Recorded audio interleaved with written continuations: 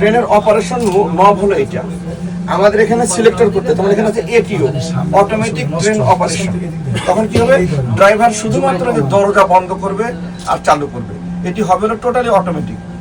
Synchronisation কোথায় হবে, ওসিসির সঙ্গে হবে, ওসিসির সঙ্গে সিগন্যালিং এর হবে আপনারা ওইখানে। তারপর একটা আছে এটিপি, যখন টোটাল অটোমেটিক কন্ট্রোল চলবে না তখন অটোমেটিক ট্রেন প্রোটেকশন। এটিপি মানে অটোমেটিক ট্রেন প্রোটেকশন। এটা কি, সে অটোমেটিক বা ট্রেন প্রোটেকশনটা থাকবে হচ্ছে ট্রেন অপারেটরের কাছে, যাতে যেন যে কোনো মুহূর্তে সে তার কন্ট্রোল নিতে পারে।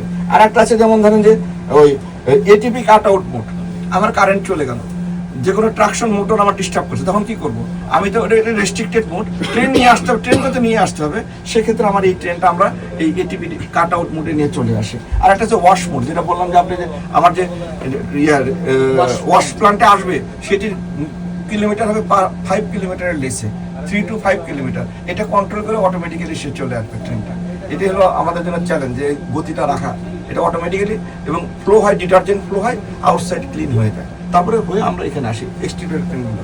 আর আমি একটা আপনাদের বলেছিলাম এখানে মোট 18টা লাইন আছে, এরপরে একটা লাইন আছে 19, নাম্বার 19, সেটাতে আমাদের যে মানুষের পায়ের যে ধুলো ময়লা এগুলো বা এক্সট্রাক্ট যেগুলো হয় সেগুলো আমরা সাকশন করে এক্সট্রাক্ট করে নিই, আর উপরে আমরা ওই রূপ ক্লিন করি।